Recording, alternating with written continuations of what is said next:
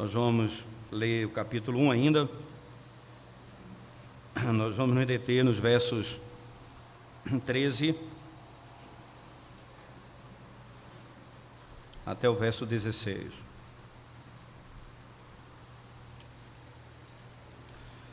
E o 17 nós vamos ler na sequência do capítulo 2. Na sequência do capítulo 2.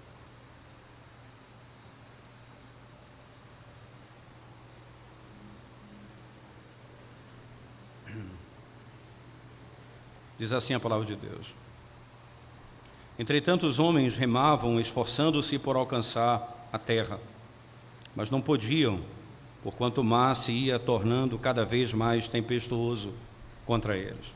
Então clamaram ao Senhor e disseram: Senhor, rogamo-nos que não pereçamos por causa da vida deste homem, e não faças cair sobre nós este sangue, quanto a nós inocente, porque tu, Senhor, fizeste como te aprouve.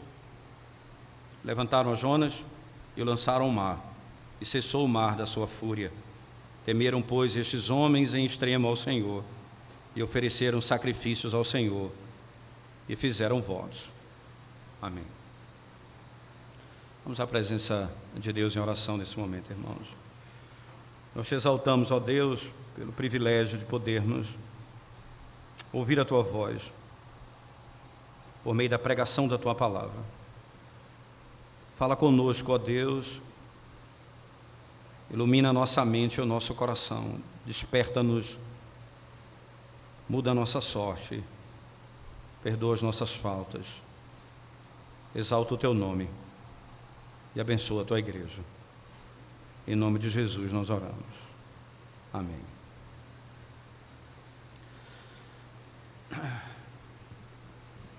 É interessante nós notarmos, irmãos, como que a providência divina, ela conduz todas as coisas para a glória do nome de Deus e para o bem do seu povo.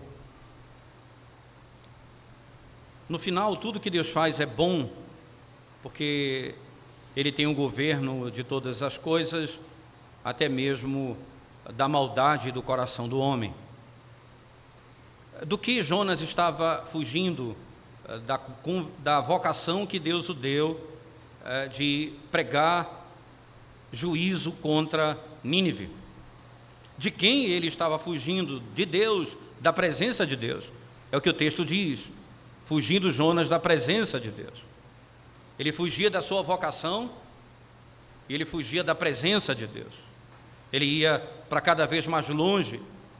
E ao fugir da presença de Deus, ele não queria cumprir o propósito para o qual Deus o chamou, que era salvar os ninivitas. Ele sabia que a mensagem de juízo de Deus contra os ninivitas era, na realidade, ação de misericórdia da parte de Deus.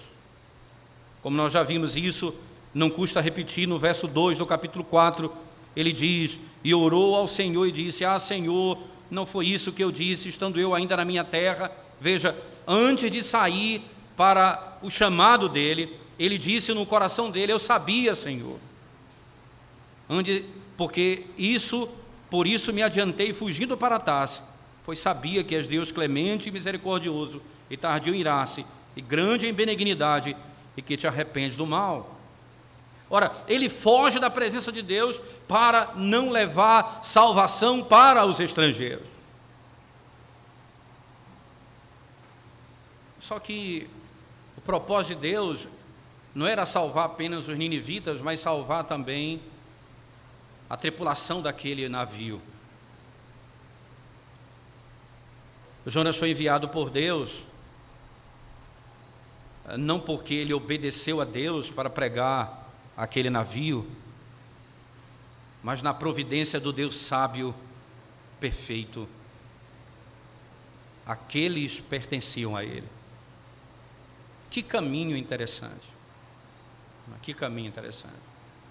Por isso nós nos confundimos tanto na nossa vida, irmãos. Tantas vezes. Por exemplo, quando você vê um casal hoje crente, temendo a Deus, mas você volta na história e viu que ou o marido ou a esposa era crente e casou com ele que era ou ela que era descrente. E você olha e diz assim: eles são salvos hoje, ele é crente, ela é crente hoje. Ele escolheu o caminho da desobediência, mas na providência divina, até isso foi usado por Deus para salvar aquele. O problema é quando você canoniza um ato de erro como sendo verdadeiro, dizendo: então casar com um descrente é bênção. Veja o exemplo de fulano. O problema, irmãos, não é o resultado daquilo que eu estou fazendo, é se eu estou fazendo aquilo que Deus me mandou fazer. Em nenhum momento passou pela cabeça de Jonas salvar aqueles marinheiros. Mas quando Jonas comprou a passagem para Tarsis, fugindo de Nínive, o oposto da cidade para onde ele ia, região da Espanha provavelmente, quando ele compra desobedecendo, Deus estava conduzindo Jonas para salvar aqueles marinheiros. Isso é assombroso, isso é impressionante.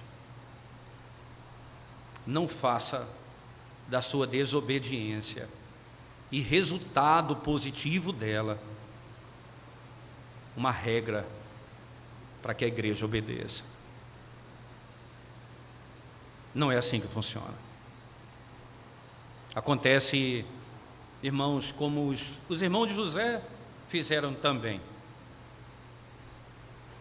Eles não intentaram enviar José para salvar a sua própria pátria e nação. O propósito era com ira no coração eliminá-lo. Quando Deus o envia para o Egito, com um plano maldoso no coração dos irmãos,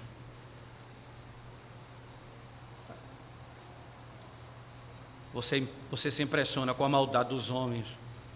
Por isso, irmãos, eu faço uma primeira aplicação direta aos irmãos. Não fique irado demais com o mal que as pessoas fazem contra você. Não se ire demais, porque você está se esquecendo da providência de Deus. Foi Deus quem permitiu isso contra mim.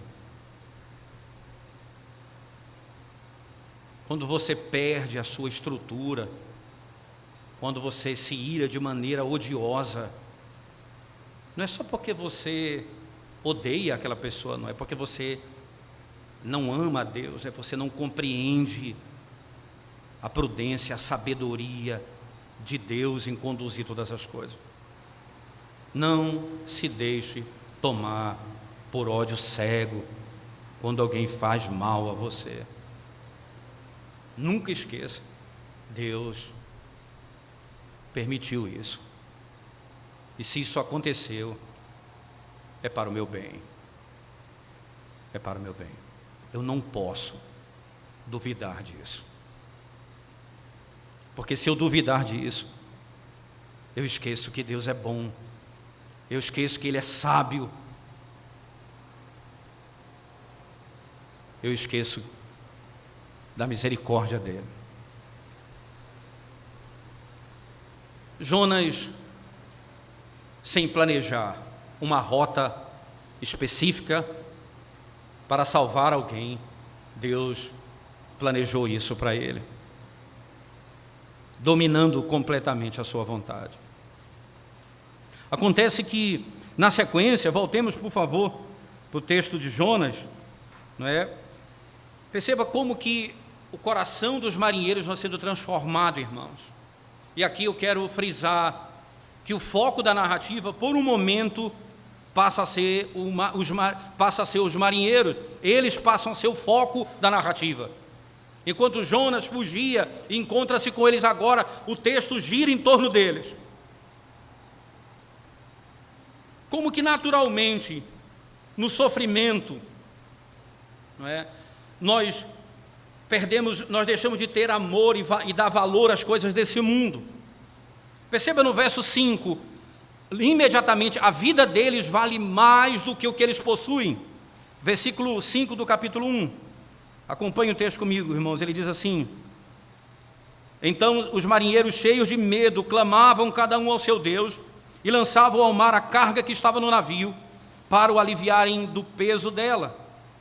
Então, duas coisas eles fazem: eles clamam ao seu Deus, e aqui o Deus de letra minúscula a qualquer Deus, e eles vão jogar a carga. Que carga é essa, irmãos? Aquilo que eles estavam transportando, levando para o outro lado, que era fruto do trabalho que ia recompensá-los. Eles jogam fora o que eles tinham. Mas muitas vezes o sofrimento faz isso com qualquer pessoa, até o ímpio. O ímpio passa por sofrimento, e você vai perceber como que é muito comum. Pessoas que são diagnosticadas com doenças graves, seja ela câncer, qualquer uma delas, seja crente ou não, você vai ver que, de modo geral, elas têm a mesma reação no primeiro momento. E depois, no passar do tempo, você pode falar com qualquer uma delas, vão dizer: como eu aprendi a dar valor às melhores coisas da vida, como as coisas que eu dava tanto valor, não dou mais valor hoje. Só que passa o tempo, a pessoa se recupera, logo se esquece desses conselhos. Porque até mesmo o ímpio, quando ele passa pelo sofrimento, ele aprende a ver como as coisas não têm tanto valor assim. E eles chegam a orar.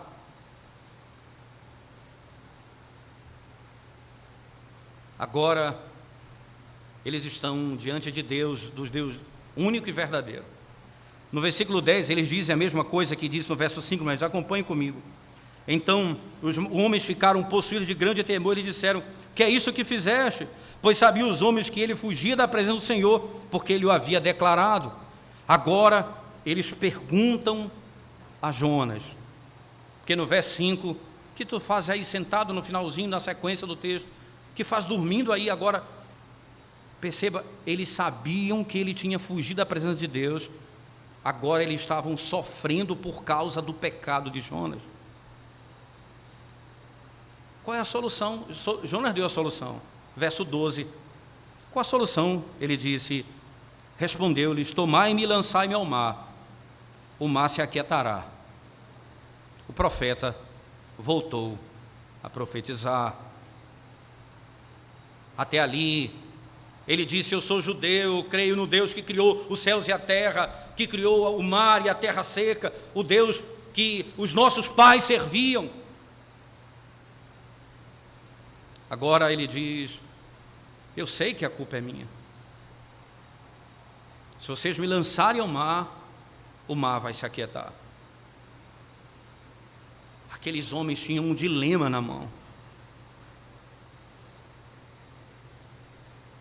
Era Deus o causador daquilo tudo por causa do pecado de Jonas. Mas se Deus persegue Jonas dessa maneira, tão forte e poderosa, a ponto de usar o vento, a tempestade, o mar, para atingir o navio e lançá-lo fora, eles pensaram: esse Deus nos perseguirá também e nos matará também. E aí a dúvida agora: eles não jogam Jonas facilmente para fora do navio, como jogaram as cargas, porque começou um processo no coração em que eles são transformados. Eles passam a temer a Deus. Deus veio buscar esse homem no meio do mar. Nós não temos para onde fugir dele.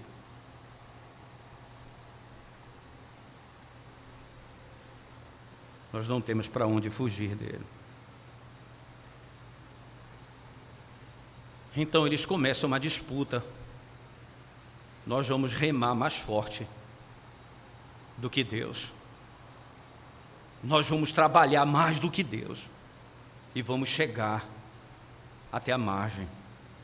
Veja o verso seguinte, no mesmo verso 12, 13, melhor dizendo, o que ele diz, o que os marinheiros dizem. Tomai-me e lançai-me ao mar, no 12, né?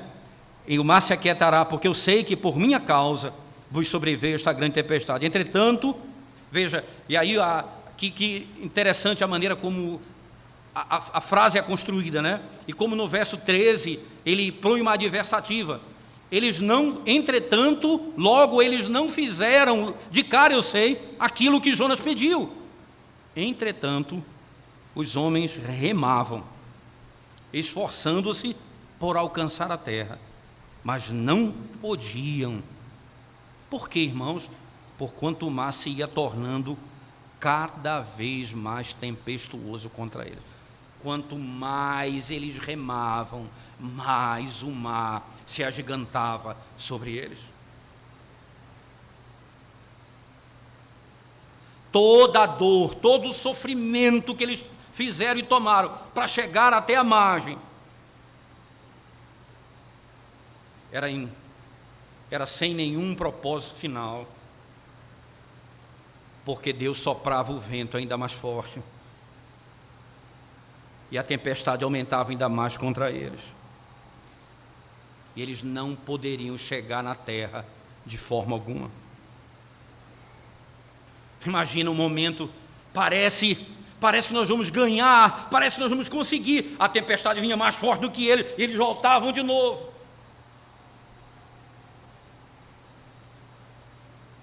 Porque Deus não permitiu que na providência eles assumissem a rédea da situação, ou o leme da história, como Deus permitiu com Jonas. Jonas não mandou nenhuma tempestade no porto quando ele foi pegar o navio. Deus deixou tudo fácil para ele. Você vai fugir? Foge! E ele entrou, desceu, comprou a passagem, encontrou um lugar, um navio contrário à vontade de Deus, e ele entrou. Muitas vezes nós achamos que porque deu tudo certo e a vontade de Deus, agora Deus disse não. Não adianta a sua força, não adianta o seu sofrimento, não adianta a sua dor. Você pode se mexer, você pode se contorcer, não haverá alívio. Enquanto você não jogá-lo para fora do navio, não haverá alívio.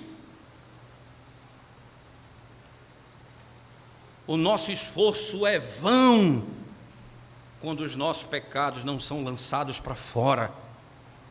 O nosso esforço é vão quando a nossa alma não clama por misericórdia a Deus. Você pode trabalhar, você pode esforçar, você vem à igreja, você trabalha, você cumpre a sua obrigação, você se esforça, e mais a tempestade vem contra você. Lance fora o seu pecado, não permita. Teu esforço não vale nada diante da necessidade que você tem de jogar fora, de lançar fora o teu pecado. Pouco te adiantará correr. Pior ainda, se você conseguir correr. Pior ainda. Sem dúvida alguma. Você imagina, eles remam contra a maré, até que eles são vencidos, e trocam o remo pela oração. O coração deles é transformado.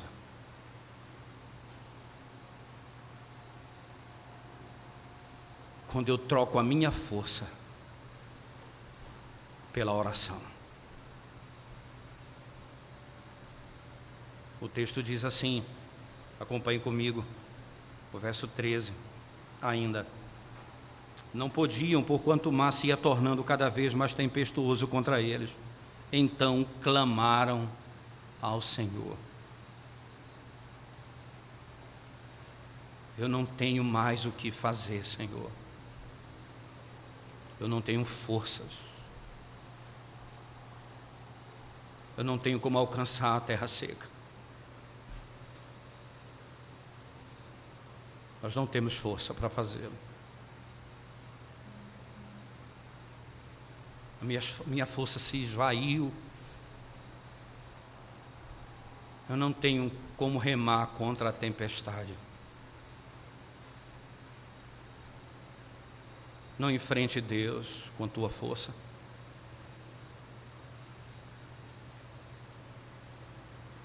Você vai se cansar. Você não vai conseguir.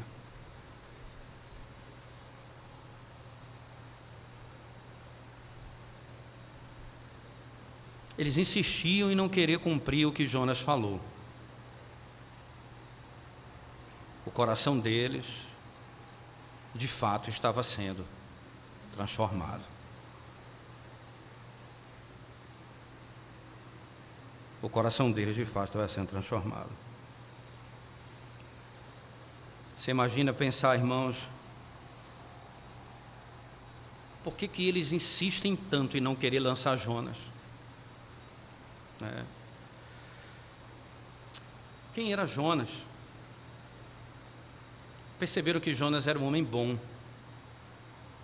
um homem que estava em angústia, e um homem sincero. Disse: é a minha culpa.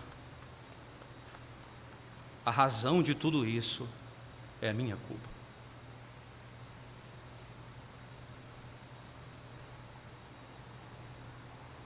Até mesmo, irmãos, os homens desse mundo tratarão com piedade aqueles homens que são humildes, aqueles que não precisam de um tribunal para condená-los.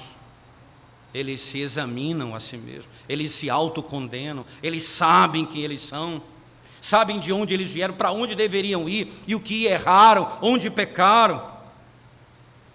E esses homens encontrarão misericórdia de Deus e dos homens. Quanto mais Jonas dizia: lance-me ao mar, mas eles faziam de tudo para impedir que Jonas fosse lançado ao mar.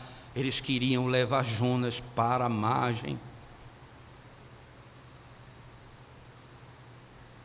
Mas também eles sabiam que o Deus que Jonas servia era vingador, é santo e vai punir o pecado.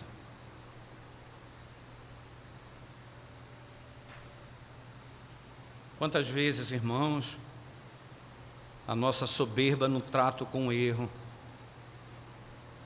ajuda muito pouco na solução do problema. Quanto mais humilde, quanto mais sereno você for, mais piedade você alcançará.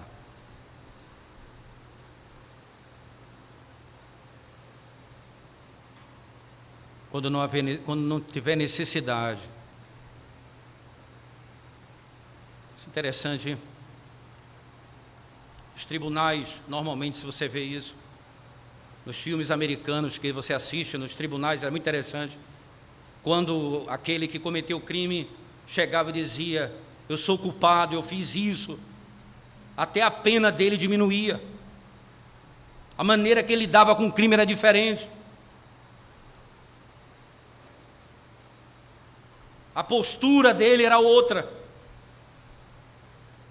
E quantas vezes você vê um criminoso que cometeu um crime bárbaro e alguém vai entrevistá-lo e é frio no trato.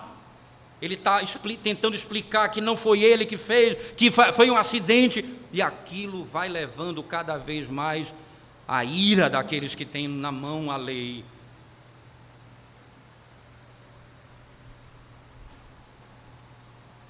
Jonas disse: sou eu o culpado. E o Deus que eu sirvo é o único e verdadeiro Deus. E Ele veio me alcançar aqui nesse porão. Para onde nós iremos? Mas quando eles entenderam que era necessário lançar Jonas ao mar, aconteceu algo interessante. Perceba que eles passam a orar, como falamos no versículo 13. Entretanto, os homens remavam, esforçando-se para alcançar a terra, mas não podiam, porquanto o mar se ia tornando cada vez mais tempestuoso contra eles. Então clamaram ao Senhor e disseram: Ah, Senhor, rogamos-te que não pereçamos por causa da vida deste homem, e não faças cair sobre nós este sangue, quanto a nós inocentes. Nós não queremos, Senhor, que caia sobre nós o sangue desse homem. Não é fácil para nós lançarmos um homem ao mar, como foi fácil lançar fora a riqueza que nós carregávamos do navio.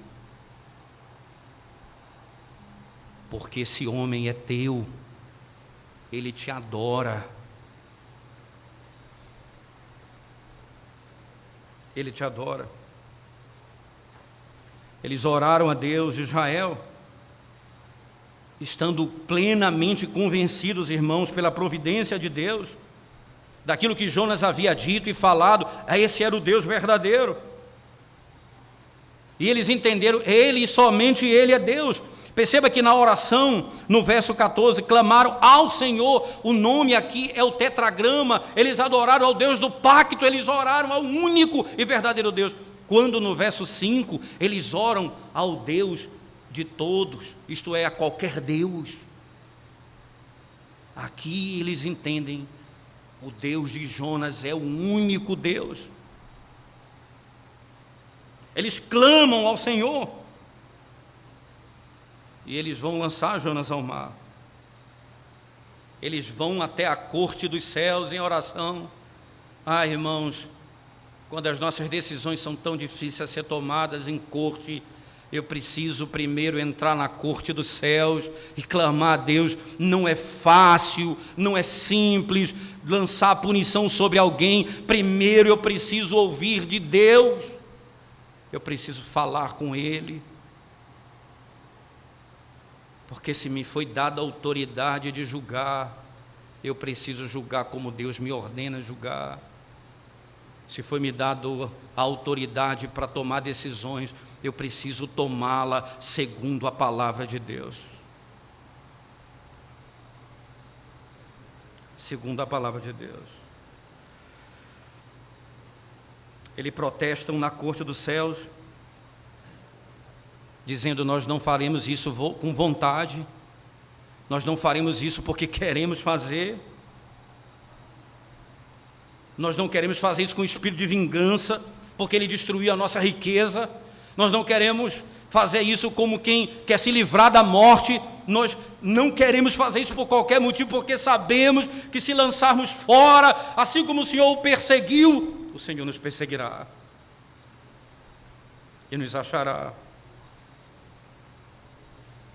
completamente. Eles então se colocam diante de Deus com uma humilde oração. O Deus que Jonas temia. Ele disse: não nos permita perecer por causa da sua vida. Nós não queremos ter a culpa do sangue dele nas mãos.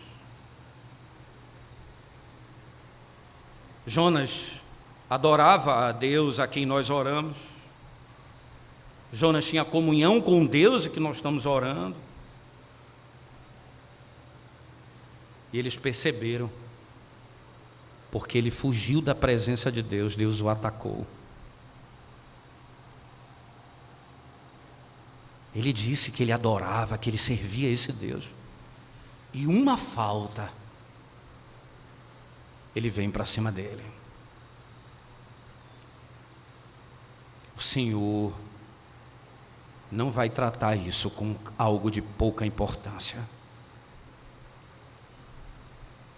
Você sabe como nós tratamos os nossos pecados muitas vezes, irmãos? Nós justificamos os nossos pecados todo dia. Nós usamos a misericórdia de Deus para vivermos no pecado. Nós falamos que Deus é bom para poder exatamente praticar o que é mal. Nós falamos que Deus é gracioso e usurpamos o conceito da graça para viver no pecado e dizendo, não importa, Deus vai me perdoar.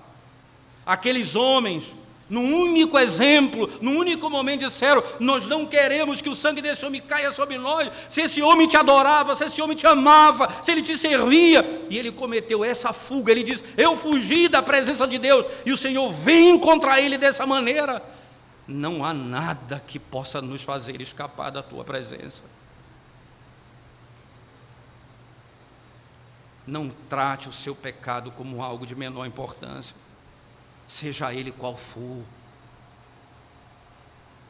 Amargura no teu coração, inveja, ira, pensamento indecente e imoral,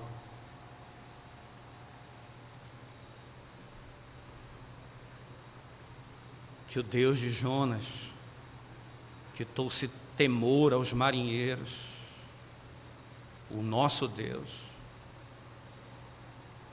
nos inquiete, como fez com os marinheiros naquele dia. Ele faça isso hoje conosco.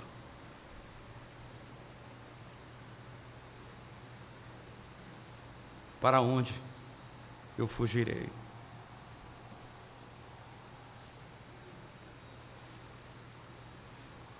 Esses marinheiros nos ensinam a teologia do pacto. Lembra de Adão? Um único pecado destruiu o mundo todo, toda a raça humana. Nós vamos aprender no capítulo 2, finalzinho do 1 e o capítulo 2, que o pacto que nós estamos aqui é o pacto da graça, e Jonas terá do Senhor, depois de confessar os seus pecados, o perdão dos seus pecados. Mas era a chance daqueles marinheiros ali, como o Senhor nos ensina. Os marinheiros, eles viam Jonas perseguido pela ira divina, pela vingança divina. Eles não poderiam executá-lo sem terror na alma. Sem terror na alma. Nunca um pai disciplina um filho sem terror na alma. Nunca uma igreja disciplina um membro sem terror na alma. Se você tem prazer em disciplinar alguém, certamente falta alguma coisa no seu coração. Simplesmente você tem prazer em disciplinar alguém, falta alguma coisa no seu coração.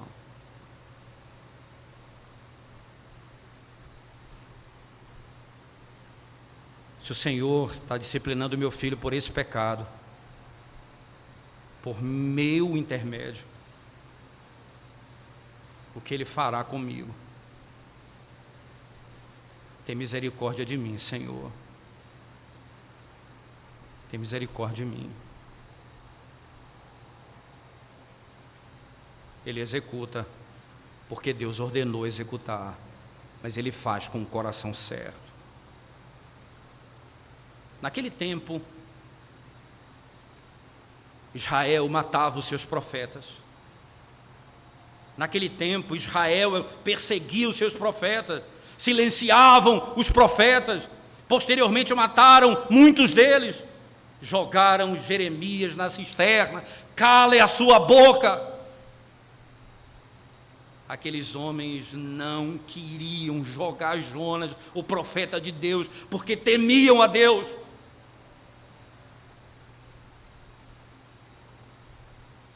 Era algo distinto que estava acontecendo.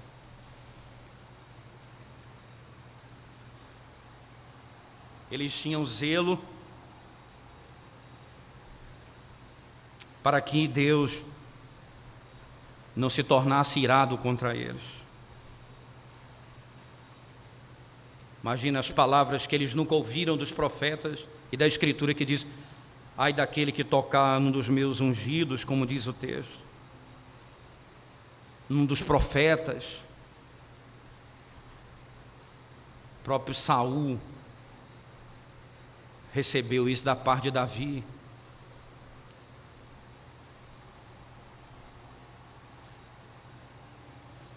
Ele quase nos mata pelo seu pecado, mas nós não temos prazer em executá-lo com as nossas mãos. Nós vamos fazê-lo porque Deus quis assim. E essa é a diferença, irmãos. Quando nós agimos dessa maneira, nós temos a tranquilidade, como eles dizem, porque se isso te agrada, Senhor, nós faremos, não porque isso me agrada, não porque eu tenho prazer nisso, mas eu sei que essa é a tua vontade, então nós vamos lançá-lo fora. Nós faremos isso porque essa é a tua palavra, é a tua ordem, mas nós não faremos isso porque nós temos prazer em lançar ninguém fora. Nós vamos tirar alguém da comunhão da mesa do Senhor, não porque se tem prazer em tirar alguém da mesa do Senhor, porque essa é a tua vontade, Senhor, e o Senhor se agrada com isso, a tua providência. Primeiro culto da história, depois da construção do tabernáculo, os 2 filhos sacerdotes de Arão entram e oferecem um fogo estranho no altar. São mortos imediatamente. Os 2 filhos de Arão, que foram os 2 primeiros ministros, morreram ali diante do trono de Deus. No altar, no Santo dos Santos, foram mortos e trazidos ali para fora. Moisés foi anunciar a Arão, dizendo: os teus filhos acabaram de morrer.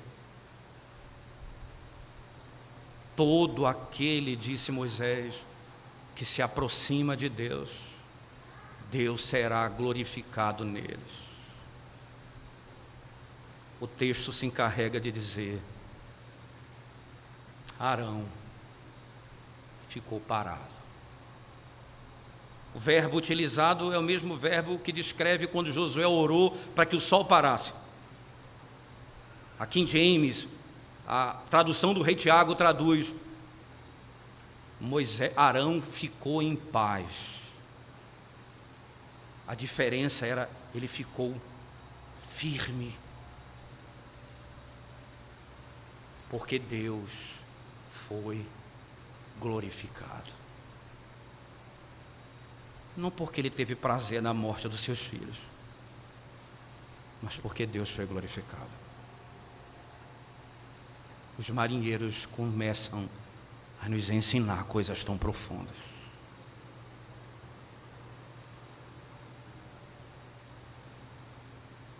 Nós não vamos lançá-lo ao mar, porque temos prazer nisso, porque essa é a tua vontade, Senhor. O texto é rico na informação. Voltemos de novo, irmãos, para o finalzinho do texto, quando Jonas então afirma, verso 14 e 15: então clamaram ao Senhor e disseram: ah, Senhor, rogamos-te que não pereçamos por causa da vida deste homem, e não faz cair sobre nós esse sangue, quanto a nós inocentes, porque tu, Senhor, fizeste como te aprouve. Então a certeza é a nossa tranquilidade, porque isso foi o que te agrada, isso é segundo a tua vontade, isso é como o Senhor quis, o Senhor fez como te aprouve. E é impressionante como esses entendem a providência divina pela graça imediatamente. Eu lembro de Ruth saindo com a sua sogra, tendo enterrado e deixado uma nora para trás, enterrado o seu marido, cunhado e sogro, e deixado uma nora para trás. Ela fica e é Moabe, e Ruth seguem. E quando no caminho, quando Noemi insiste com ela, dizendo, não venha comigo. Ela disse: uma coisa só me tirará de você, a morte. Faça a Deus o que bem quiser, senão apenas a morte me separar de ti. Veja, eu vi o que Deus fez ali. Ele matou o teu marido, Ele matou teus filhos, Ele deixou para trás, mas eu confio na providência dEle. Faça o que Ele quiser fazer. Só a morte me separa de ti. Os marinheiros disseram: Deus faz o que melhor lhe aprouver. Deus fez o que era da sua vontade, e a tua vontade será realizada. Nós vamos lançá-lo ao mar. Nós vamos lançá-lo ao mar, como o texto ricamente nos diz, como o Senhor nos ensina. Se Deus se alegra, irmãos, mesmo que eu não tenha alegria em fazer aquilo, eu tenho de estar satisfeito, porque foi o que Deus mandou. Eu estou satisfeito, porque essa foi a vontade dEle. Diante dessa oração, daqueles que deixam o remo para agora orar, que clamam por misericórdia e que pedem a Deus que o sangue dele não caia sobre, o sangue de Jonas não caia sobre eles, eles levantam Jonas, diz o texto sagrado, verso 15. E levantaram a Jonas e o lançaram ao mar, e cessou o mar da sua fúria. Temeram, pois, estes homens em extremo ao Senhor, e ofereceram sacrifício ao Senhor, e fizeram votos.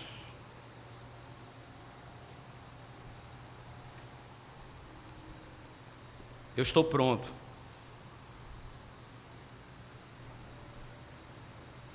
Preste atenção nisso, irmãos. Jonas estava pronto para voltar para a presença do Senhor, como juiz, porque ele fugiu da presença dele como mestre.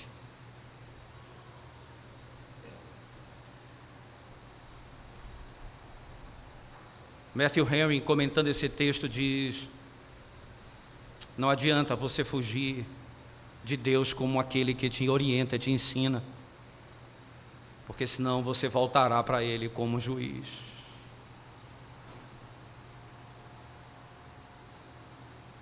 Ele fugiu do ensino de Deus, agora ele é lançado para o juízo de Deus.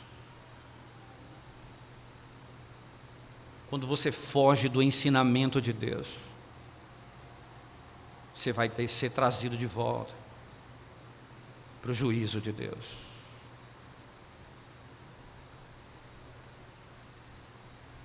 Você deixa de seguir as instruções do Senhor.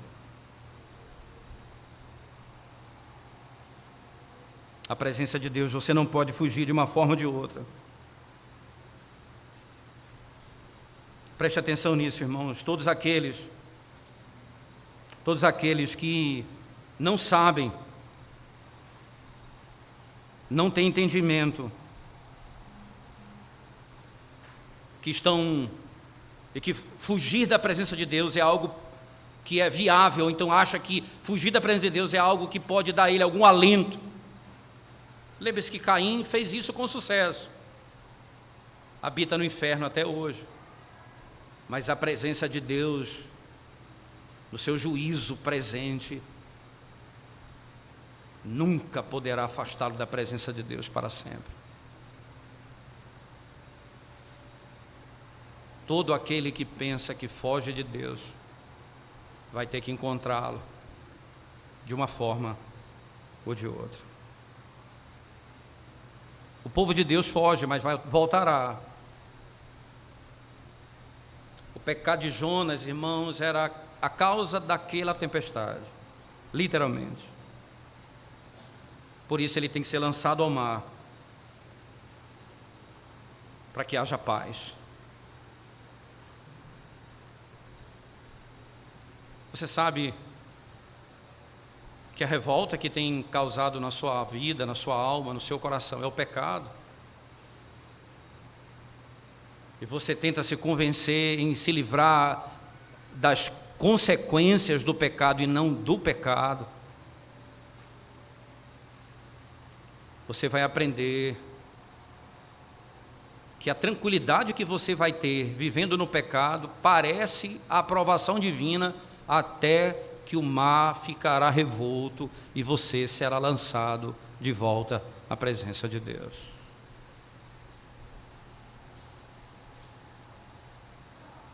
A presença de Deus. Eu preciso abandonar o pecado para que o pecado não me ache, para que eu não seja destruído. O livro de Números vai dizer: o teu pecado te achará.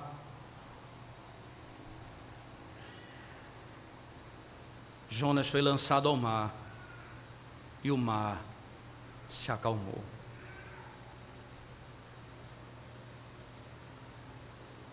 E o mar se acalmou.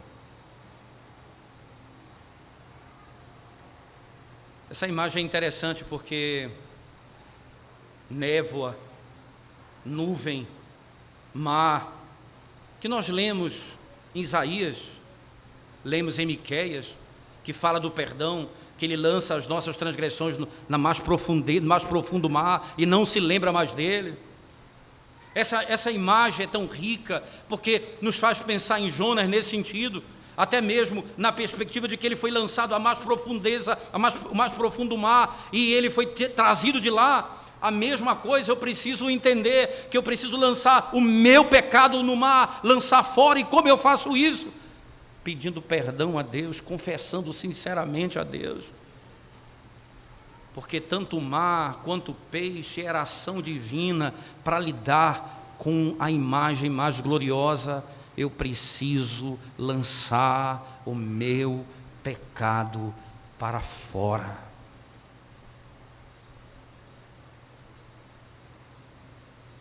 E a tempestade, irmãos,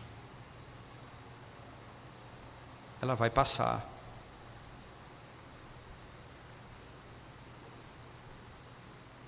Você vai encontrar pessoas. Eu vi testemunhos gloriosos sobre isso. Pessoas estavam morrendo com doenças terríveis, como AIDS, definhando o corpo, e creram no Evangelho do Senhor poderosamente e foram salvas ali. E a pessoa disse: era um contraste absurdo, corpo definhando e a alma se enchendo de júbilo e de alegria. Cessou a tempestade. Acabou o vento.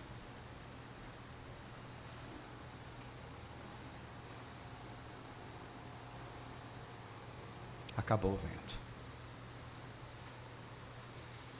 A Escritura mostra que isso trouxe para aqueles homens uma imagem tão preciosa, que o efeito da conversão é culto, é adoração, é sacrifício. Eles ofereceram sacrifícios ao Senhor. E diz o texto, eles temeram a Deus e ofereceram sacrifícios a Ele. E fizeram votos a Ele.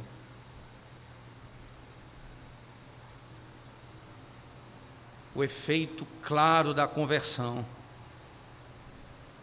irmãos, é que Deus produza no coração do homem um espírito adorador, de serviço, de gratidão. Eles se alegram no Senhor, eles oferecem sacrifício ao Senhor. É por isso que nós cantamos hinos de louvor a Deus, sacrifícios de lábios que amam ao Senhor, porque nós oferecemos sacrifícios a Deus de louvor, porque a graça da redenção nos alcançou, o nosso pecado foi perdoado, terminou a tempestade, os nossos pecados foram perdoados.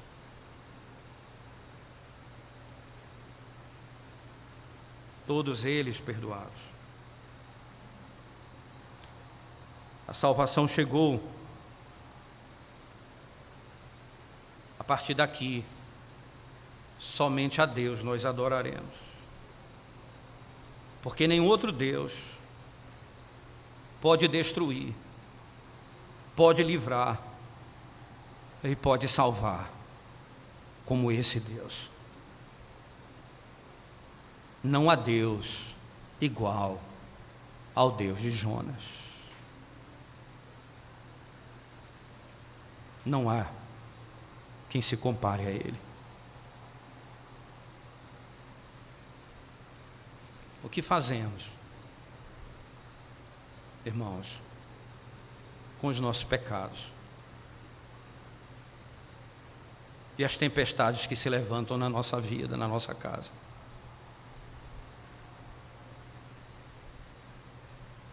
Está cansado de tanto remar, cansado de tanto tentar, de tanto fugir. Todos vós que estáis cansados e sobrecarregados, vinde a mim, diz o Senhor, e eu vos aliviarei.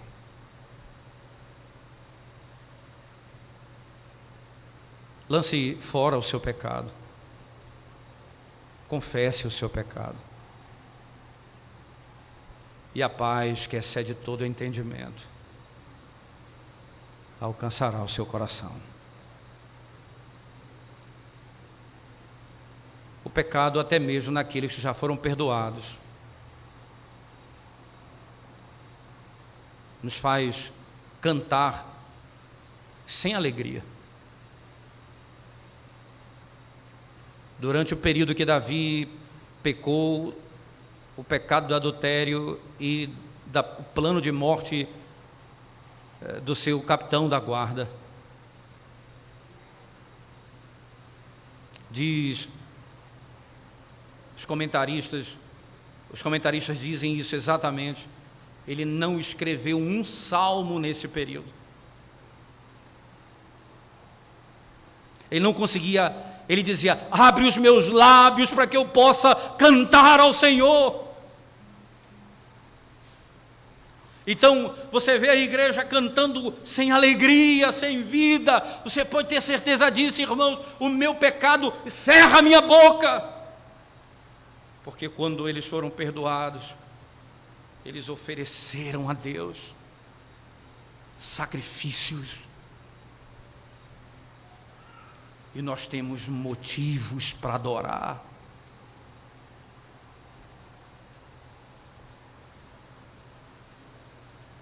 Quando você pensar que o culto está frio, pense no pecado que você precisa abandonar e viver uma vida santa diante de Deus. Então os nossos lábios serão abertos e cantaremos louvores ao seu nome, como fizeram os marinheiros. Vamos curvar nossa cabeça, vamos orar ao Senhor nesse momento, irmãos. Nós te exaltamos, Senhor, pelo glorioso privilégio de podermos adorar o teu nome e ouvirmos a tua voz nessa manhã do teu santo dia.